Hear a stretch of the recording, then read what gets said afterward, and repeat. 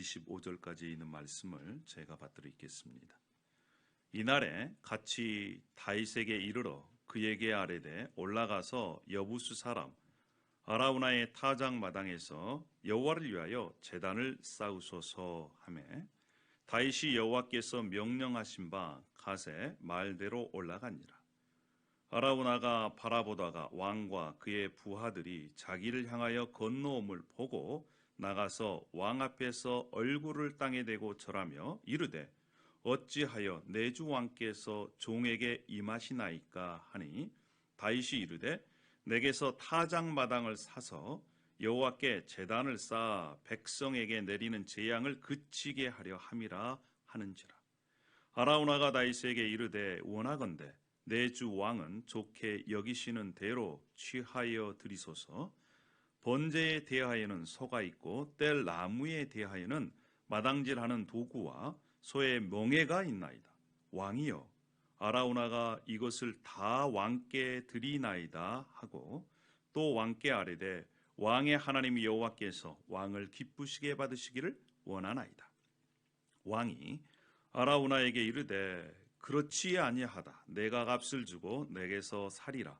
값없이는 내 하나님 여호와께 번제를 드리지 아니하리라 하고 다윗이 은 50세겔로 타작 마당과 소를 사고 그곳에 여호와를 위하여 제단을 쌓고 번제와 화목제를 드렸더니 이에 여호와께서 그 땅을 위한 기도를 들으심에 이스라엘에게 내리는 재앙이 그쳤더라. 우리 25절 말씀을 다 함께 받들어 읽도록 하겠습니다. 시작. 그곳에서 여호와를 위하여 제단을 쌓고 번제와 화목제를 드렸더니 이에 여호와께서 그 땅을 위한 기도를 들으심에 이스라엘에게 내리는 재앙이 그쳤더라. 아멘. 이것은 살아계신 하나님의 말씀입니다. 할렐루야. 다시 한번 주님의 이름으로 오늘 예배에 참여한 여러분들을 또 사랑하고 또 환영합니다. 할렐루야. 네, 여러분 여행 좋아하십니까? 저는 여행을 참 좋아합니다. 그런데 저의 아내를 만나고 나서부터 여행의 횟수가 많이 줄었습니다. 저는 여행을 하면 가는 곳마다 그 곳 명소, 유명한 건축물을 이렇게 방문을 합니다. 여러분 만약에 뉴욕에 가면 여러분 어떠한 이 장소를 여러분 가고 싶습니까? 뉴욕을 이렇게 대표하는 건축물이 뭐가 있죠? Empire State Building. 과거에 세계에서 제일 높은 건물이다 이렇게 얘기하잖아요. 여러분 시카고 가시면 여러분 시카고 가셔서 어떤 건물 이렇게 가보셨습니까? 시카고에 유명한 건물이 있습니다. 윌리스 타워라고 하는. 네, 거기 가면요 바닥이 유리로 되어 있습니다. 그래서 유리 거기 앞에 지나면 저같이 고소공포증 있는 사람들은 상당히 두렵습니다. 한번 시카고 가시면 한번 거기를 가보시길 바랍니다. 한국에도 유명한 건축물이 몇 년 전에 세워졌습니다. 롯데 월드 타워입니다. 세계에서 지금 현재 6번째로 높은 곳이라고 그럽니다. 저는 아직 가보지를 못했습니다. 세계에서 제일 높은 건물이 2024년에 완공된다고 합니다. 어디에 있냐면 사우디아라비아에 있습니다. 높이가 1km가 넘어가요. 그러한 곳이 지금 사우디아라비아 제다 타워라고 이렇게 건축 지금 현재 되고 있습니다. 여러분, 네브라스카의 상징 건물이 무엇입니까? 예, 네브라스카 이 시리 캐피탈에 오면 꼭 한번 가봐야 할 그 건축물이에요. 네, 유명합니다. 어디죠? 네, 캐피탈 타워. 여러분, 우리는 이렇게 캐피탈 타워 이렇게 보면 웃지만 다른 외부에서는요, 이 건물을 굉장히 상징적으로 봅니다. 그리고 명소로 봐요. 그런데 여러분 한 가지 질문이 있습니다. 제가 보여드린 이 건물들 누가 설계했을까요? 설계하신 분 기억나십니까? 아닙니다. 기억하지 못합니다. 그냥 그 건물을 보고 감상만 할 뿐이지요. 또 한 가지, 지금까지 세워졌던 이 건물은 세월이 지나면, 앞으로 100년이 지나고 혹시 예수님이 오시기 전 1000년이 지나고 만년이 지나면 그 건물이 여기 있을까요? 아닙니다. 사라집니다. 더 다른 건물이 그 건물의 자리를 채울 것입니다. 이 세상의 건물들, 아무리 그것이 화려한들, 돈이 많이 들어간들, 언젠가는 우리 기억 속에 잊혀질 그러할 건물들입니다. 그런데 오늘 하나님께서 읽은 본문 말씀을 통해서 영원히 하나님께서 기억해 주실 건축물을, 기억해 주실 제단을, 기억해 주실 성전을 세우라고 말씀을 합니다. 오늘 말씀같이 이 말씀에 순종해서 제단을 건축하고 성전을 건축하면 하나님께서 기억해 주십니다. 그 이름은 영원히 남을 것입니다. 그런 사람들이 복 있는 사람들입니다. 오늘 본문의 배경은 이렇습니다. 사무엘하 24장 1절 말씀에 이렇게 말씀합니다. 여호와께서 다시 이스라엘을 향하여 진노하사 그들을 치시려고 다윗을 격동시키사 가서 이스라엘과 유다의 인구를 조사하라 하신지라. 하나님께서 다윗과 뿐만 아니라 이스라엘 백성들이 하나님을 떠나 죄를 범하는 것을 보시고 그들을 책망하시고 징계하시기 위해서 다윗의 마음을 충동시켰다는 것입니다. 뭐 하라고요? 인구를 조사해라. 그런데 여기 이것을 보면 우리가 그동안의 하나님, 우리가 알았던 하나님과 좀 다른 모습이에요. 어떻게 하나님께서 징계하시기 위해서 마음을 막 그냥 이렇게 충동시켜가지고 다윗에게 인구조사를 하라 그랬느냐. 이 똑같은 본문이요, 역대상에 그대로 나와 있습니다. 역대상을 보면 이 사건에 어떻게 이 사건이 진행됐는지를 조금 더 자세하게 알 수 있는데, 그곳에서는 뭐라고 말씀하시냐면 사탄이 일어나 이스라엘을 대적하고 다윗을 충동했다라고 얘기합니다. 즉 다시 얘기하면 사무엘하 말씀과 역대상의 말씀을 종합하면 이러한 뜻으로 우리가 이해할 수 있는데, 하나님께서 사탄에게 허용하셨습니다. 그래서 사탄이 악을 허용하는 것을 통해서 다윗을 충동시키고, 다윗이 그 사탄의 그 충동시키는 마음에 넘어가서 이 이스라엘 백성들의 숫자를 세게 했다라고 이해할 수 있습니다. 즉 다시 얘기하면 하나님은 악을 허용하십니다. 한시적으로. 그런데 그 악을 통해서 하나님께서는 하나님의 뜻을 이루시는데 사용하신다는 것입니다. 하나님께서 악을 한시적으로 허용하심으로 그것을 통해서 하나님의 백성들을 다시 새롭게 하고, 또한 하나님의 뜻을 알게 하시며 마지막에는 하나님께서 그 악을 심판하신다. 이것이 바로 성경이 우리에게 들려주는 하나님의 계획입니다. 자, 다윗이요, 인구를 조사합니다. 그런데 인구 조사가 끝나자 다윗이 이렇게 고백을 합니다. 역대 사무엘하 2장 10절에 다윗이 이렇게 고백을 하는데, 어떻게 고백하냐면 다윗이 백성을 조사한 후에 그의 마음에 자책하고 다윗이 여호와께 아뢰되 내가 이 일을 행함으로 큰 죄를 범하였나이다. 다윗이 인구를 조사하는 것이 하나님 앞에서 큰 죄를 범했다, 이렇게 고백을 합니다. 인구조사를 한 것이 하나님 보시기에 죄를 범했다는 거예요. 그것도 큰 죄라는 것입니다.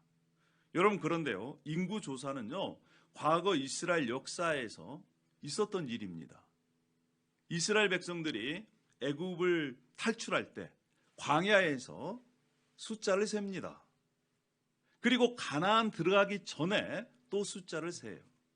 성경에 보면 숫자를 세는 것이 여러 번 나옵니다.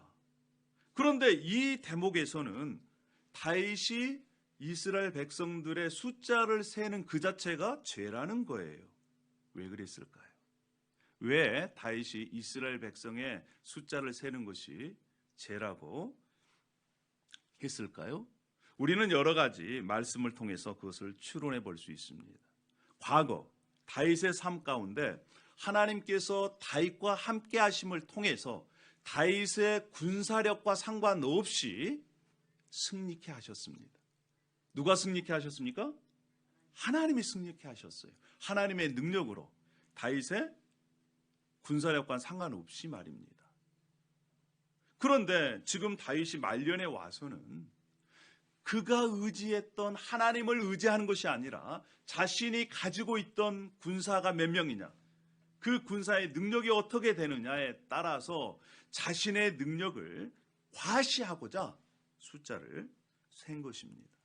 숫자가 많으면 많을수록 군사력이 더 높아지고, 야, 그렇지, 예를 들어 하나님께서 10만밖에 없는 군사들을 내가 왕이 돼가지고 100만으로 이렇게 키웠지, 그래, 나는 능력 있는 왕이야 라고 하는 마음속에 교만이 싹트어서, 여러분, 교만하면요 넘어가게 되어 있습니다. 자기를 높이려고 하고 자기를 자랑하려고 하면 반드시 넘어지게 되어 있어요. 다윗이 그와 같이 자신의 능력을 증명하고 과시하기 위해서 이 이스라엘 백성들의 숫자를 센 것을 하나님께서는 보시고 죄가 있다, 이렇게 말씀하신 것입니다. 여러분, 그래서요 지도자가 중요합니다. 지도자가 어떠한 결정을 내리냐에 따라서 가정이면 가정이 영향을 받고요, 또 공동체면 공동체가, 국가면 국가가 영향을 받게 되어 있어요. 다윗이 이러한 하나님의 죄를 범함으로 공동체가 극심한 고통을 받게 되어 있습니다. 최종적인 책임은요 그 공동체의 지도자에게 있습니다. 그래서 가정은 누가 책임을 져요? 최종적으로 가장이 책임을 집니다.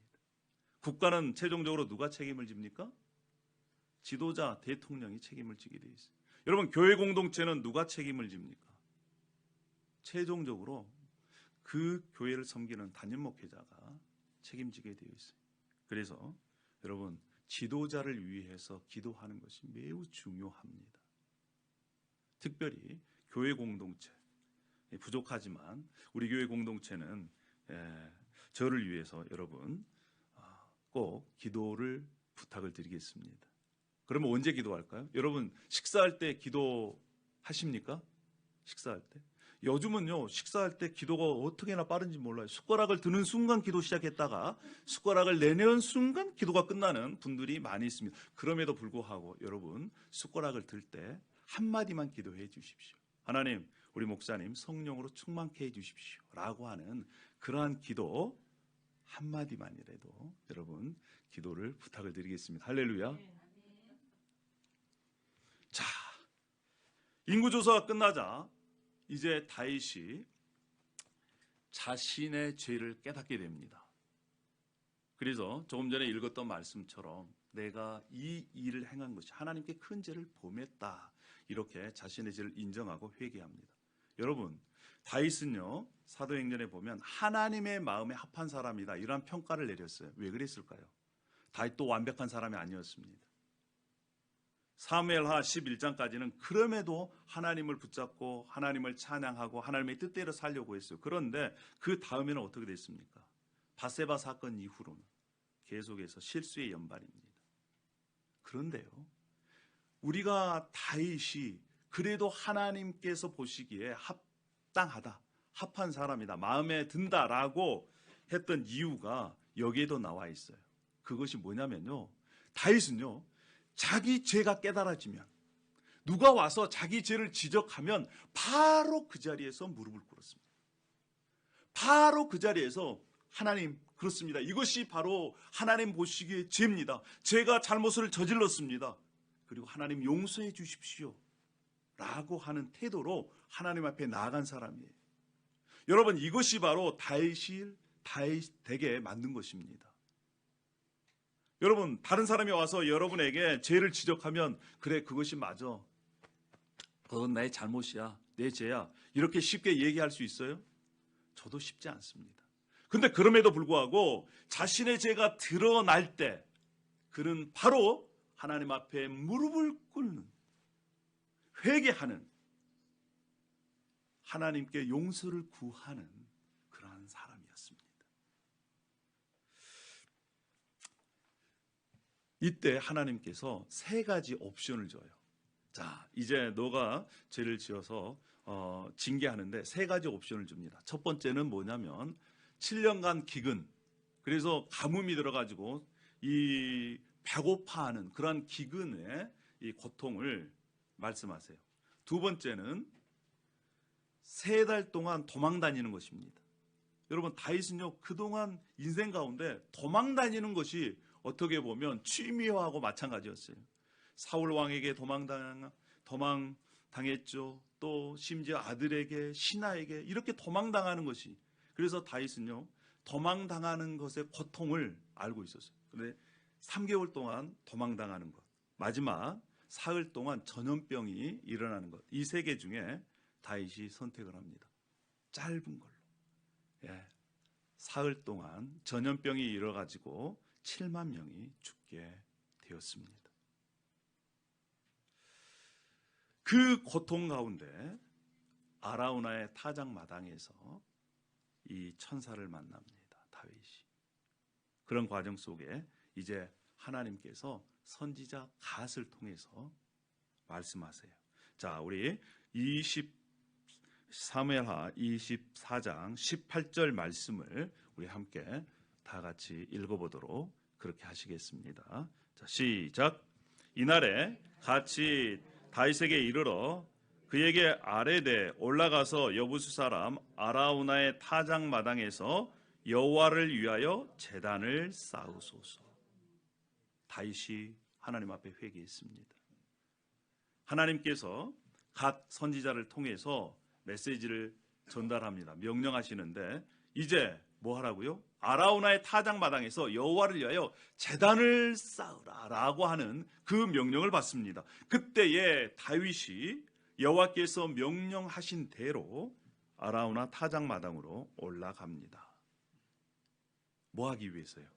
그곳에 제단을 쌓기 위해서. 이 제단을 쌓으라라고 하는 그 말은요, 과거에 하나님께서 모세를 통해서 성막을 세워라라고 하는 말과 같습니다.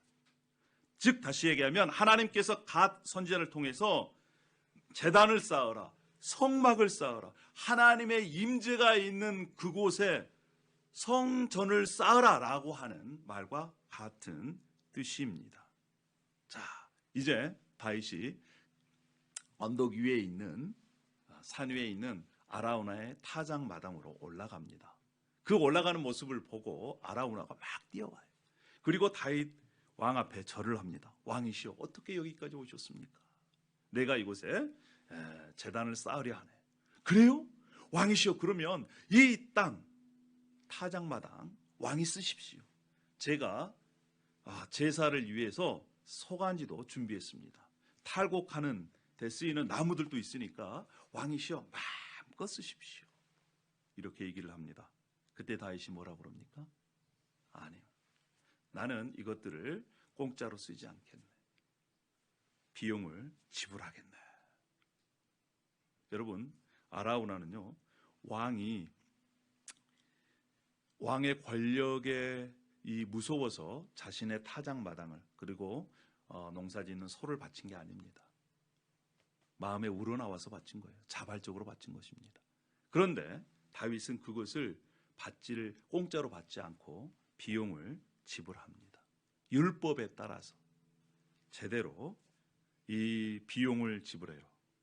은 50세겔로 타작 마당을 사고 소를 사서 하나님 앞에 제사를 드립니다. 이 일련의 과정을 한번 생각해 보십시오. 자신의 욕심으로 죄가 들어왔습니다. 물론 이스라엘 백성들도 마찬가지예요. 그래서 심판 가운데 있습니다. 하나님의 선지자가 제단을 쌓으라고 얘기합니다. 다윗이 그 가운데 비용을 지불하고 제단을 쌓았습니다. 하나님 앞에 예배했습니다. 그랬더니 어떤 일이 일어났을까요? 아까 우리가 함께 읽었던 말씀 25절 말씀을 우리가 다시 한번 읽어보겠습니다. 자, 25절 시작. 그곳에 여호와를 위하여 제단을 쌓고 번제와 화목제를 드렸더니 이에 여호와께서 그 땅을 위한 기도를 들으시매 이스라엘에게 내리는 재앙이 그쳤더라. 할렐루야. 하나님께서 말씀하신 대로 제단을 쌓고 하나님 앞에 기도했더니 하나님께서 그 기도를 들으시고 백성들에게 내린 재앙이 멈춰졌습니다. 여러분, 이러한 광경을 한번 상상해 보십시오. 이러한 장면을 역대상에서는 좀 더 자세하게 설명해 놨어요. 다윗이 이제 소를 잡고 번제와 화목제를 드립니다. 그리고 기도합니다. 그랬을 때에 어떻게 되느냐? 하늘에서부터 불이 내려서 그 제물을 태웠다라고 역대상 21장에 설명해 주고 있습니다. 하나님께서 불로 응답하심을 통해서 하나님의 임재가 그곳에 나타났습니다. 그곳이 하나님께서 계심으로 말미암아 성전이 된 것입니다. 사랑하는 여러분, 다윗이 쌓았던 그 제단은 자신과 이스라엘의 죄를 용서받는 용서의 자리였습니다. 용서받는 은혜의 자리였습니다. 뿐만 아니라 하나님께서 다윗의 기도를 들어주시는 기도 응답의 자리였습니다. 불로 임재하신 하나님의 임재의 자리가 바로 자신이 쌓았던 그 제단이었습니다. 그런데 이 운하의 타작마당, 이 타작마당이 나중에 어떤 곳으로 변합니까? 성경을 읽어보신 분들은 아시겠습니다. 자신이 하나님 앞에 쌓았던 이 제단, 그 장소가 나중에는 솔로몬이 그곳에 솔로몬의 성전을 짓는 장소가 됩니다. 자, 솔로몬이요, 왕이 된 지 4년 지난 다음에 성전을 건축하기 시작합니다. 그때가 출애굽한 지 480년이 된 그곳입니다. 그런데 그곳에서 성전을 짓기 시작하는데 그곳이 어디냐? 역대하 3장 1절에 이렇게 얘기를 합니다. 솔로몬이 예루살렘 모리아산에 여호와의 전 건축하기를 시작하니 그곳은 전에 여호와께서 그의 아버지 다윗에게 나타나신 곳이요 여부수 사람 오르난의 타작마당에 다윗이 정한 곳이다. 여기서는 오르난의 타작마당이라고 했는데 사무엘하는 아나나의 타작마당이다. 그곳이 그곳입니다. 하나님께서 제단을 쌓으라 라고 하는 그곳에 다윗이 제단을 쌓았습니다. 그리고 하나님의 기도 응답을 받고 하나님의 임재를 경험하고 재앙이 멈췄습니다. 그곳이 어떤 곳이 되었다고요? 나중에 솔로몬이 그곳에 성전을 건축한 터가 된 곳입니다. 솔로몬이 이제 성전 건축을 마치고 하나님 앞에 기도합니다. 그랬더니 하나님께서 다윗에게 응답하신 그대로 불로 하늘에서 오셔서 제단의 제물들을 불사르십니다. 그리고 하나님의 영광이 성전에 가득했습니다. 제사장들이 하나님의 영광 때문에 하나님이 그곳에 임재하시는 것 때문에 들어가지 못할 정도로 하나님의 임재가 가득한 그 성전이 바로 다윗이 제단을 쌓던 바로 그러한 곳입니다. 그런데 조금 전에 읽었던 말씀 중에 솔로몬이 예루살렘 어느 산에? 모리아산에. 여러분, 모리아산은 또 어디서 많이 듣던 그러한 산 아닙니까? 모리아산은 어디입니까? 모리아산은 창세기 22장에 나온 산이에요. 창세기 22장에 아브라함이 자신의 사랑하는 독자 이삭을 어디 산에서 가서 바치라? 이 모리아산에서 가서 바치라 라고 하는 그러한 모리아산입니다. 그래서 이 모리아산은요, 어디에서부터 시작했느냐? 창세기부터 시작한 거예요. 그곳이 다윗이 백성들의 죄와 자신의 죄를 용서받기 위해 제단을 쌓았던 것이고, 또 그곳이 하나님의 임재가 가득한 솔로몬의 성전이 선 곳이고, 그곳이 과거에 아브라함이 이삭을 바친 그곳입니다. 여러분, 창세기 22장 그 장면을 한번 생각해 보십시오. 아브라함의 손에 칼과 횃불이 있습니다. 나무는 아들 이삭이 짊어지고 갑니다. 이삭이 묻습니다. 아버지, 나무와 불은 있는데 드릴 희생 제물 양은 어디가 있습니까? 이렇게 물어봐요. 제가 생각할 때는 이삭이 아마도 낌새를 차렸을 겁니다. 그런데 이삭은 순수하게 아버지의 뜻을 따라 나무를 지고 모리아산에 갑니다. 그리고 순수하게 결박을 당합니다. 우리 진영이가 있는데, 진영이가 10대 중반이에요. 이제 아버지가 힘으로 하지를 못할 그 정도로 힘이 있습니다. 여러분, 이삭이요 10대 후반에서 20대 초반입니다. 아버지가 결박했을 때 얼마든지 아버지를 밀쳐내고 도망갈 수 있었어요. 그런데 이삭은 순수하게 결박당합니다. 그리고 칼로 자신을 죽이려 하는 아버지를 그대로 바라봅니다. 그때 아브라함이 칼로 자기 아들 이삭을 죽이려 할 때 하나님께서 아브라함아, 아브라함아 부릅니다. 그리고 아브라함이 눈을 들어 봤을 때 이 숯불에 걸린 숯불에 뿔이 걸린 이 염소를 보고 그 염소를 잡아 하나님 배에 바칩니다. 그때 그곳이 어떻게 됩니까? 여호와 이레, 하나님이 준비하신다.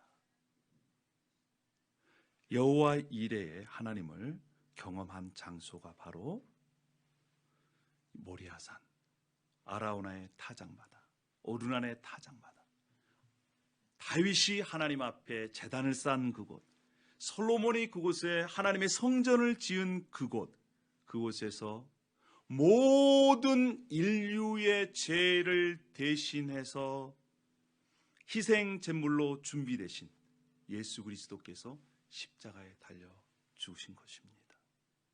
사랑하는 여러분, 하나님의 성전은 하나님과 만나는 곳입니다. 하나님의 임재를 경험한 곳입니다. 하나님의 사랑과 용서를 경험한 곳입니다.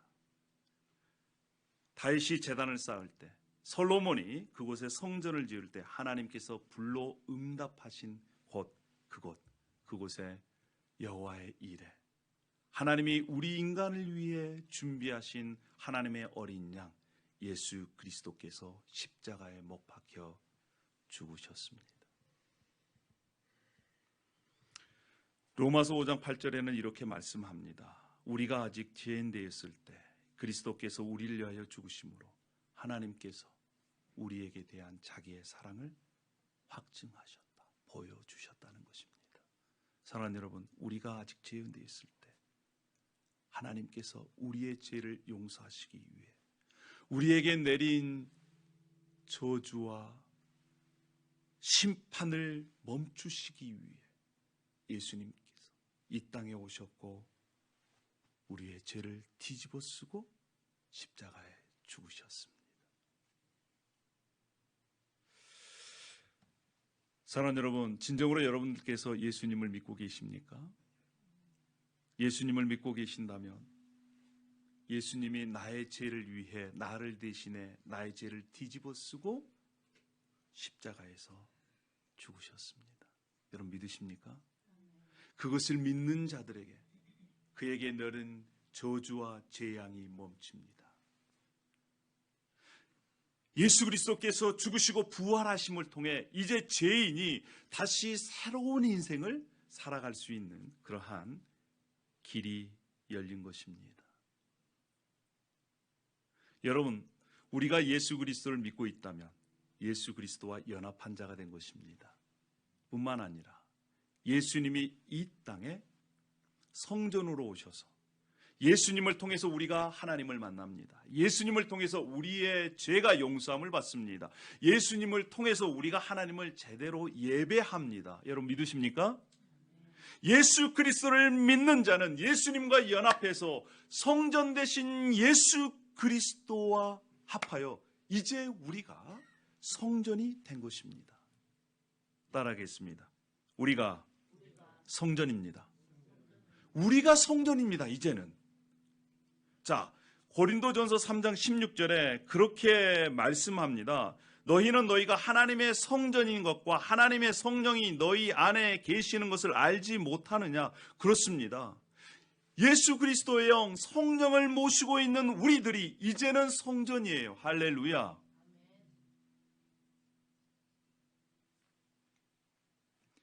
이제는 우리가 삶의 현장에서 성전인 우리가 하나님께서 말씀하신 제단을 쌓아야 합니다. 우리가 가는 곳마다 예수 그리스도의 임재, 하나님의 임재가 드러나도록 우리가 그러한 제단을 쌓고 성전을 건축하는 이제 성전 건축가의 삶이 우리에게 남겨져 있는 것입니다. 우리가 가정에 가면 가정에 제단을 쌓아요. 할렐루야. 가정에 성전이 건축돼야 됩니다. 우리가 직장에 가면 직장도 마찬가지입니다. 사업장에 가면 사업장도 마찬가지고 뿐만 아니라 우리 학생들이 간 그 학교가 주님의 제단이 세워지기를 원합니다. 주님의 성전이 그 가운데 세워지기를 원합니다. 주님의 임재가 그곳에 나타나기를 원합니다. 할렐루야. 여러분, 제단을 건축하는 것, 성전을 건축하는 것은 쉽게 되지 않습니다. 왜요? 거기에는 희생이 들어가는 것, 헌신이 들어가는 것입니다. 예수님께서 이 땅에 하나님의 성전을 건축하기 위해서 친히 나무에 달려 십자가에서 고통을 당하셨습니다. 죽음의 고통을 통과해서 성전이 세워진 것입니다. 여러분, 우리도 마찬가지입니다. 우리는 예수 그리스도를 믿음으로 은혜로 구원받았고 은혜로 성전에 참여한 자가 되었고 은혜로 성전 건축가가 되었습니다. 그런데 우리의 삶의 현장에서 제단을 쌓는 것, 성전을 건축하는 것은 비용이 지불되지 않고서는 어렵습니다. 우리의 헌신이 들어가야 된다는 것이죠. 우리의 삶 가운데 여러분 어떤 제단을 다시 쌓기를 원하십니까? 믿음의 제단이 무너진 분들은 믿음의 제단을 다시 쌓았으면 좋겠습니다. 말씀의 제단이 무너진 분들은 다시 말씀을 붙들고 그 제단을 일으켜 세웠으면 좋겠습니다. 어떤 분들은 기도고 어떤 분들은 내 마음속에 용서하지 못할 그러할 용서의 제단이 무너졌다면 다시 회복시키는, 다시 그 제단을 쌓는 저와 여러분이 되기를 소망합니다. 할렐루야. 제단을 쌓는 것은 헌신이 필요합니다. 다윗이 그것을 공짜로 받지 않고 비용을 지불해서 그 아라우나의 타작마당을 사고 소를 산 것처럼 우리의 삶의 현장에서 우리의 무너진 제단이 다시 세워지기 위해서는 저와 여러분의 헌신의 수고가 필요하다는 것을 다시 한번 우리가 알고 깨닫고 결단하는 시간이 되었으면 좋겠습니다. 할렐루야. 우리의 예배의 제단을 쌓았으면 좋겠습니다. 기도의 제단을 쌓기를 원합니다. 말씀의 제단을 쌓아 주님께서 원하시는 성전을 우리의 심령 속에 세우고 우리의 가정 속에 세우고 우리 교회 공동체 속에 더욱더 성전을 건축하는 저와 여러분이 되기를 축복합니다. 할렐루야. 기도하겠습니다. 할렐루야. 아버지 하나님, 오늘 다윗이 쌓았던 그 제단, 솔로몬이 건축했던 그 성전, 그곳이 과거에 아브라함이 이삭을 바쳤던 곳이고 예수님께서 십자가에 달리신 곳이고 진정으로 성전을 세우신 그러한 곳입니다. 특별히 아버지 하나님, 이제 우리가 예수 그리스도의 영을 모신 성전으로 무너진 제단들을 세우게 도와주시옵소서. 말씀의 제단, 기도의 제단, 예배의 제단, 봉사의 제단, 헌신의 제단, 용서의 제단, 이러한 제단들이 다시 세워져서 주님의 임재를 경험하는 삶이 되게 하여 주시옵소서. 감사를 드립니다. 예수님의 이름으로 기도 올려옵나이다. 아멘.